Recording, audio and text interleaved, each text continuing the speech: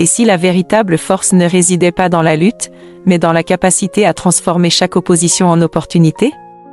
Dans un monde obsédé par la compétition et l'affrontement direct, nous avons oublié une vérité essentielle: les plus grandes victoires ne s'arrachent pas, elles s'attirent. Ce discours vous révèle les principes intemporels d'une puissance méconnue, celle qui permet de triompher sans combattre, d'influencer sans forcer, et de grandir sans se briser. Inspiré par la sagesse ancienne des maîtres stratégiques et les lois immuables de la nature, il démontre comment le véritable leadership n'est non pas de la domination, mais de la maîtrise de soi. À travers des métaphores puissantes, Léo qui sculpte les montagnes, le bambou qui plie mais ne rompt pas, ou le silence qui désarme les conflits, vous découvrirez comment transformer les résistances en levier. Commander le respect sans élever la voix. Faire de chaque défi un tremplin vers l'élévation. Prêt à réécrire les règles du jeu? Votre plus grand pouvoir commence là où s'arrête la lutte. Gagner sans riposter, discours de motivation. La véritable force ne réside pas dans l'agression ni dans la confrontation. Au contraire, le véritable pouvoir réside dans la capacité à ne pas répondre à la résistance par la résistance, mais à transformer chaque défi en une opportunité d'élévation. C'est ce que nous appelons l'art de gagner sans riposter. Ce principe ancien, inspiré de la sagesse intemporelle des grands leaders et penseurs, nous enseigne qu'une réaction non violente peut être bien plus puissante qu'une réponse agressive. Dans un monde où l'on valorise souvent l'affrontement direct et la compétition acharnée, il est essentiel de comprendre que, parfois, la vraie force réside dans l'humilité, la sagesse et la capacité à se détacher du conflit pour créer un impact durable. Si ce contenu vous enseigne, n'oubliez pas de liker la vidéo et de vous abonner en activant la cloche pour ne rien manquer des prochaines vidéos. En ajoutant un like, vous aidez YouTube à partager ce message au maximum et à toucher encore plus de personnes qui cherchent à se développer personnellement. Introduction, le pouvoir de Léo. Mesdames et messieurs, vous êtes-vous déjà arrêtés au bord d'une rivière pour observer son écoulement? La force puissante de la nature n'est pas celle qui se bat, mais celle qui sait qu'en ne résistant pas, l'eau ne lutte pas contre les rochers sur son passage. Elle coule simplement. Au fil du temps, son écoulement doux et persistant façonne les montagnes, sculpte les vallées et crée des chemins là où il n'y en avait pas auparavant. Ce n'est pas de la faiblesse, c'est de la puissance ultime. La force entre vos mains. En ce moment, réside en vous un pouvoir magnifique et pourtant souvent incompris, le pouvoir de gagner sans lever le poing, de réussir sans donner un seul coup. Cette incroyable puissance commence par comprendre une vérité fondamentale: la victoire ne se trouve pas dans la surpuissance d'autrui, mais dans la maîtrise de soi-même. Lorsque vous pressez Léo, que se passe-t-il? Elle ne résiste pas, elle se déplace simplement entre vos doigts. Mais cette même eau, avec le temps et la constance, peut couper à travers la roche solide. C'est cela le parallèle avec le pouvoir. Je veux que vous saisissiez ceci: la plus grande force ne réside pas dans la résistance, mais dans la flexibilité. Je me souviens avoir observé deux arbres pendant une tempête féroce. L'un était rigide, refusant de plier, luttant contre chaque coup de vent. L'autre se déplaçait et dansait avec le vent. Lorsque la tempête est passée, quel arbre pensez-vous est resté debout? Celui qui a compris le secret de la non-résistance. Celui qui a compris que, parfois, la plus grande victoire vient de la flexion et non de la rupture. La victoire intérieure. La plupart des gens ont été programmés pour croire que gagner exige de l'agressivité, que le succès exige de la domination. Mais je suis ici pour vous dire quelque chose qui pourrait révolutionner votre perspective: la véritable victoire dans la vie vient souvent lorsque nous choisissons de ne pas nous battre du tout. À l'intérieur de chacun de vous réside une puissance plus grande que n'importe quelle force externe que vous ne rencontrerez jamais. C'est la puissance de la victoire intérieure. Lorsque vous maîtrisez cela, vous n'avez pas besoin de résister aux pressions externes, car vous avez déjà gagné la bataille la plus importante, la bataille intérieure. Pourquoi un maître martial reste-t-il calme? Parce qu'il comprend que le vrai pouvoir ne réside pas dans un coup de poing porté, mais dans la sagesse de savoir quand ne pas frapper. Ils ont maîtrisé quelque chose de bien plus puissant que la force physique, ils ont maîtrisé eux-mêmes. Cette maîtrise interne, cette capacité à gagner sans se défendre, est plus qu'une technique. C'est une transformation. C'est un état d'être, une sécurité dans qui vous êtes, ce qui fait que la résistance extérieure devient sans importance pour votre succès. Lorsque vous opérez à partir de cet endroit de pouvoir interne, vous n'avez pas besoin de prouver quoi que ce soit à qui que ce soit. Votre présence devient une force qui façonne les circonstances sans avoir à entrer en conflit. Les mensonges sur la victoire. Le véritable pouvoir que vous possédez n'est pas votre capacité à vous défendre, mais votre capacité à vous élever au-dessus du combat. Cela nous amène à une vérité profonde que beaucoup ont manqué trop longtemps. La société nous a nourris de mensonges sur ce que signifie gagner. On nous a dit que gagner, c'est dominer, que cela consiste à être le dernier debout dans un combat. Mais ce n'est pas gagner du tout. C'est simplement un triomphe temporaire. Les secrets du succès dans la nature. Dans la nature, les secrets du succès ne sont pas visibles à première vue. Par exemple, prenez le bambou. Pendant 5 longues années, cet arbre remarquable ne montre aucune croissance au-dessus du sol. Rien. Pas 1 centimètre. Si vous deviez juger selon les apparences, vous penseriez que le bambou échoue, qu'il perd la course de la croissance. Mais sous la surface, quelque chose de magnifique se produit. Le bambou construit un système racinaire complexe, établissant sa fondation. Puis, lors de la 6e année, quelque chose d'extraordinaire se produit, il pousse jusqu'à 90 pieds en seulement 6 semaines. Si le bambou avait essayé de se battre pour se frayer un chemin au cours des 5 premières années, il aurait échoué. Au lieu de cela, il a compris quelque chose que beaucoup d'entre nous doivent saisir. Le vrai pouvoir ne réside pas dans la vitesse de votre ascension, mais dans la solidité de votre fondation. L'influence durable. Une véritable influence durable fonctionne de la même manière. La force peut obtenir des résultats rapides, mais elle est éphémère. Les fondations, elles, résistent aux tempêtes et aux inondations. Elles viennent lentement, mais assurent une stabilité durable. L'influence est comme l'écoulement constant de l'eau, qui façonne les plus grands canyons de la Terre. En observant les personnes qui réussissent, j'ai remarqué que celles qui comprennent véritablement le pouvoir n'ont jamais besoin de l'annoncer. Elles n'ont jamais besoin de montrer leur force physique ou de faire des efforts pour se prouver. Pourquoi ? Parce que le véritable pouvoir ne réside pas dans ce que vous pouvez faire aux autres, mais dans qui vous êtes, ce que vous devenez, et comment vous attirez naturellement les autres à vous. Le soleil ne se bat pas pour briller. Le soleil ne se bat jamais pour briller. Il n'a jamais de mal à prouver qu'il est lumineux. Il brille simplement, et en étant ce qu'il est, il crée la vie et l'énergie de toute la planète. C'est ce genre de pouvoir dont je parle. Le véritable pouvoir provient de l'absence de force. L'opposition n'est pas votre ennemi. Certains d'entre vous pourraient penser, mais qu'en est-il lorsque les autres essaient de me pousser à terre? Et que faire face à l'opposition? C'est là que la véritable relation entre le pouvoir et la patience entre en jeu. Lorsque vous comprenez le vrai pouvoir, vous réalisez que l'opposition n'est pas votre ennemi. C'est une opportunité. Tout comme la résistance dans une salle de sport renforce vos muscles, l'opposition dans la vie construit votre caractère, votre sagesse et votre véritable pouvoir. À chaque fois que vous choisissez l'influence plutôt que la force, vous ne gagnez pas seulement la bataille, vous transformez le champ de bataille lui-même. Vous changez les règles de l'engagement. Vous élevez l'ensemble du jeu. Parce que lorsque vous opérez à partir de ce lieu de véritable pouvoir, vous n'avez pas besoin de vaincre les autres pour réussir. Vous réussissez en élevant ceux qui vous entourent. Le vrai pouvoir. C'est pourquoi comprendre le vrai pouvoir est si crucial. Ce n'est pas avoir la voix la plus forte dans la pièce, mais avoir la présence la plus percutante. Ce n'est pas être le plus fort physiquement, mais être le plus fort dans votre caractère, votre sagesse et votre intelligence. Lorsque vous saisissez cela, cela transforme vos relations, votre leadership et la manière dont vous influencez les situations sans dire un mot. La patience stratégique. Contrairement à la force physique, qui s'épuise avec l'utilisation, le véritable pouvoir, celui de l'influence, de la sagesse, de la compréhension devient plus fort à mesure que vous l'utilisez.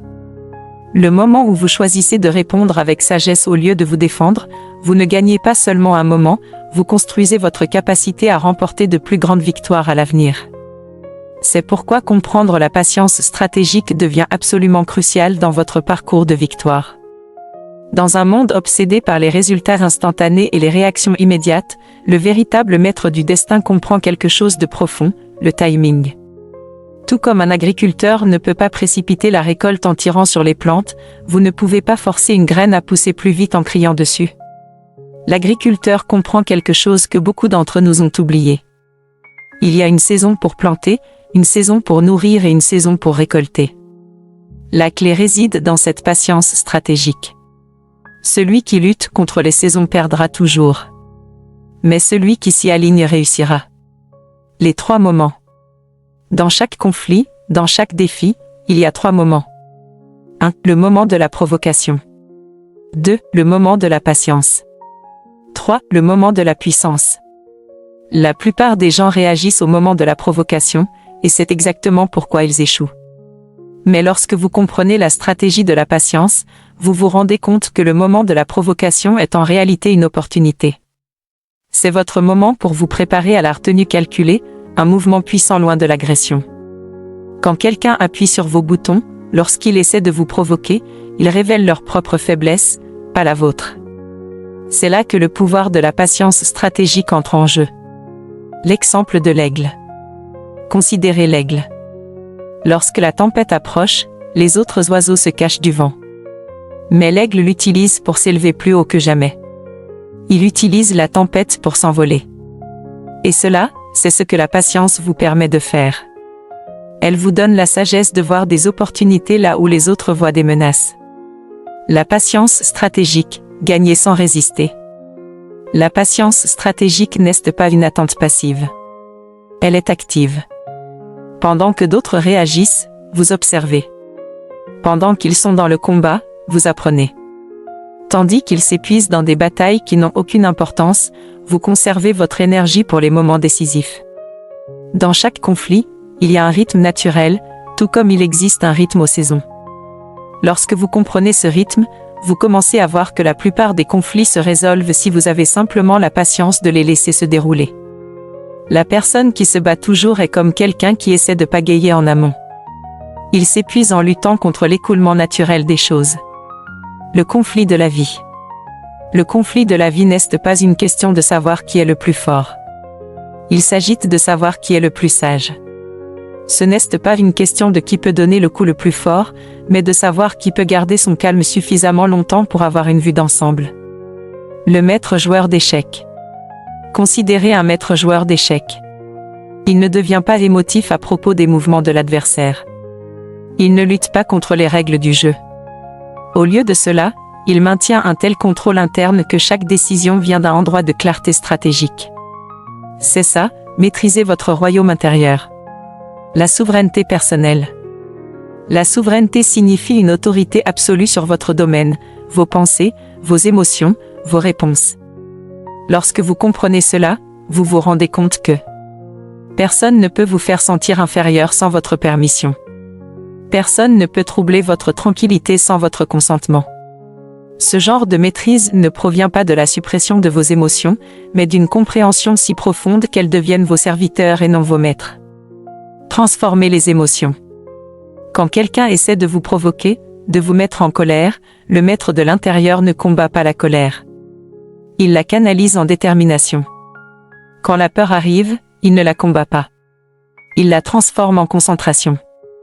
Vous avez le pouvoir absolu de transformer l'anxiété en excitation, la frustration en motivation. Mais cela ne se produit que lorsque vous comprenez que vous n'êtes pas vos émotions. Vous êtes le maître de vos émotions. Le phare dans la tempête. Imaginez un phare. Peu importe à quel point la tempête est violente, à quelle hauteur sont les vagues ou combien le vent souffle, le phare ne combat jamais.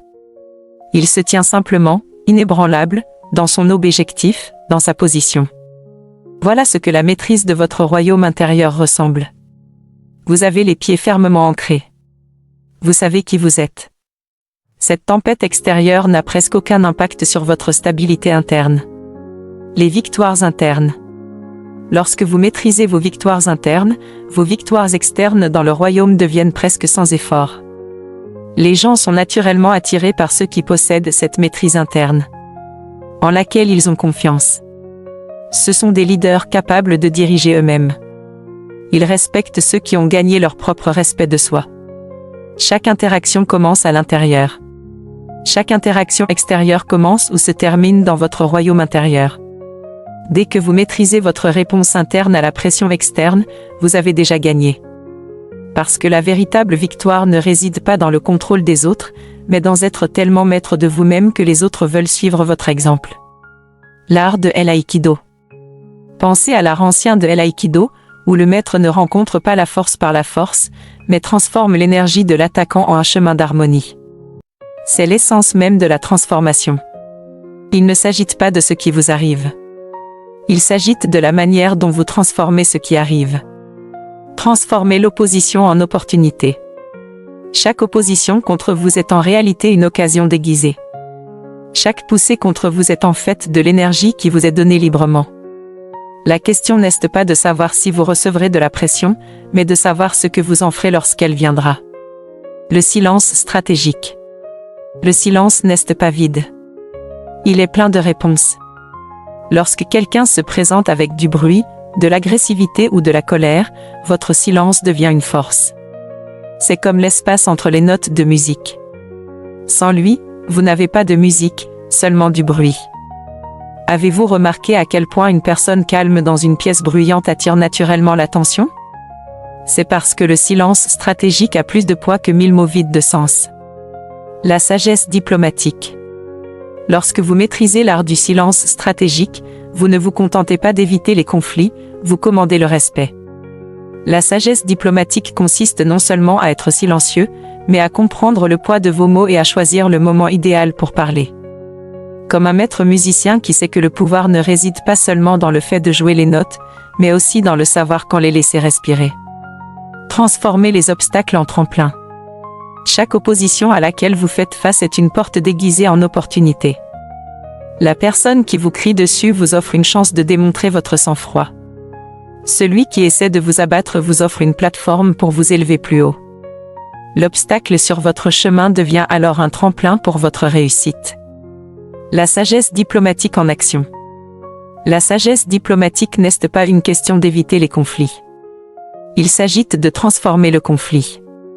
C'est être comme Léo, qui ne combat pas le rocher sur son passage, mais se façonne autour de lui et, en faisant ainsi, façonne le rocher lui-même.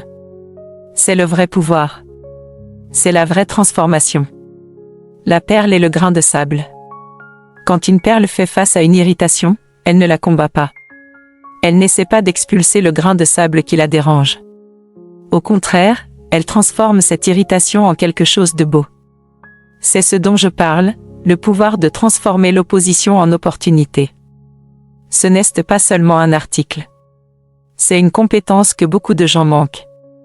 Ils pensent que la sagesse diplomatique signifie toujours être d'accord, toujours reculer. Mais ce n'est pas du tout cela. La vraie diplomatie, la vraie sagesse consiste à maintenir votre calme tout en élevant l'ensemble de la conversation. Il s'agit d'être tellement en sécurité dans votre vérité que vous n'avez pas besoin de la défendre. Vous n'avez qu'à la démontrer. Les 3 choix. 3 choix s'offrent à vous. 1. Vous pouvez riposter et vous abaisser au niveau du conflit. 2. Vous pouvez fuir et perdre votre position. 3. Vous pouvez transformer l'opposition en une occasion d'élévation. Le maître de la transformation choisit toujours l'élévation. Transformez le champ de bataille. Lorsque vous maîtrisez l'art de transformer la réponse, vous n'êtes pas simplement en train d'éviter les combats. Vous transformez l'ensemble du champ de bataille en une plateforme de croissance. Vous ne gagnez pas simplement des batailles. Vous rendez les batailles inutiles. Le leadership non résistant. Quand on comprend vraiment le leadership, on réalise que le vrai pouvoir profond ne pousse pas. Il n'exige pas.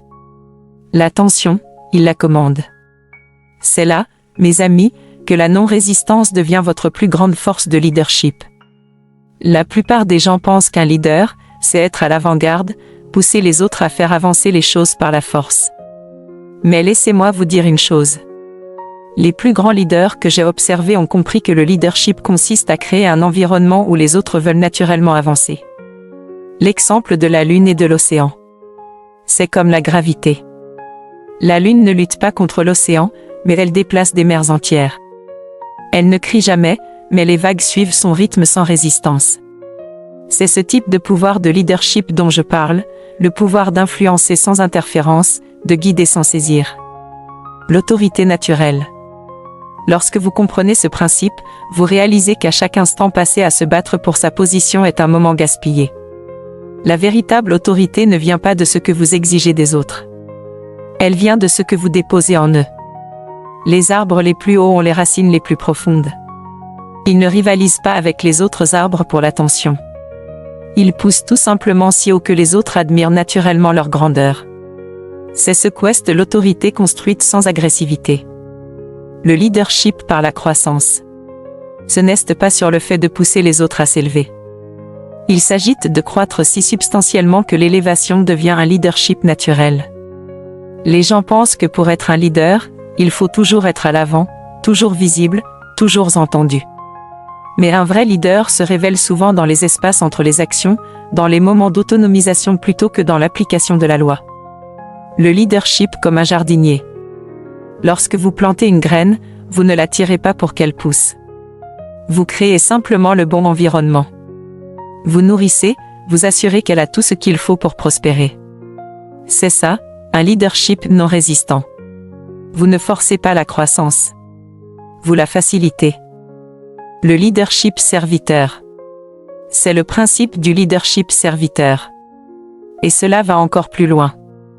Plus vous servez, plus vous gagnez d'autorité. C'est complètement l'opposé de ce que la plupart des gens pensent.